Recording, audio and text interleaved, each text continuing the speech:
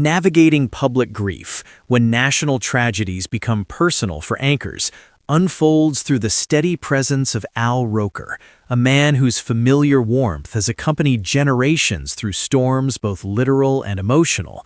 And yet behind the reassuring cadence of his voice lies a quieter truth, that those who deliver the nation's hardest news often absorb it more deeply than anyone realizes. Because to stand before millions during moments of collective loss is to become a vessel for sorrow that does not simply dissipate when the cameras turn off. And Al has felt this weight accumulate over decades, as tragedy after tragedy crossed his desk, each one asking him to be calm, clear, and compassionate, while his own heart registered the same shock and sadness as the viewers watching at home.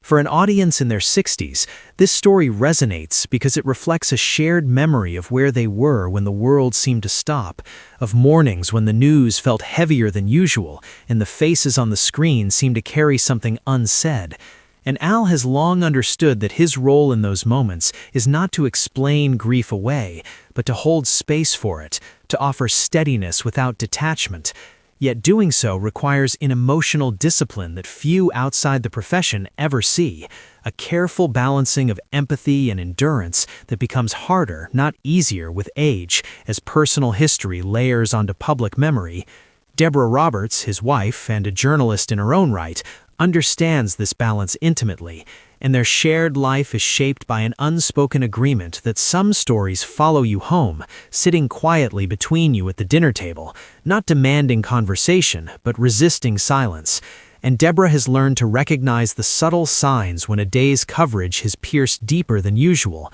the pause before Al speaks, the way his humor softens into reflection, the instinct to retreat inward rather than unload. Together, they navigate the peculiar challenge of grieving publicly while protecting something private, a challenge that becomes more poignant later in life, when loss feels less abstract and more cumulative, when national tragedies echo personal ones already endured, reminding you that grief is not a single event, but a companion that changes form over time. Al's emotional arc in this story bends toward a kind of seasoned compassion, shaped by years of witnessing both devastation and resilience. And for viewers who have lived long enough to see history repeat itself in painful ways, his presence offers a mirror rather than an escape, affirming that it is possible to feel deeply without being undone, to acknowledge sorrow without surrendering hope.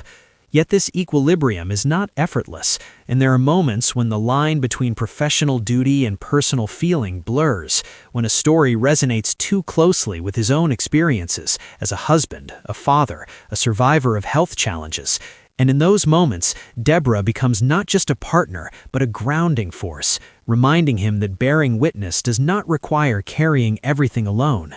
Their conversations, shaped by mutual respect and decades of shared understanding, reflect a late-life wisdom that prioritizes emotional honesty over stoicism, a recognition that strength is not diminished by admitting that some days are heavier than others.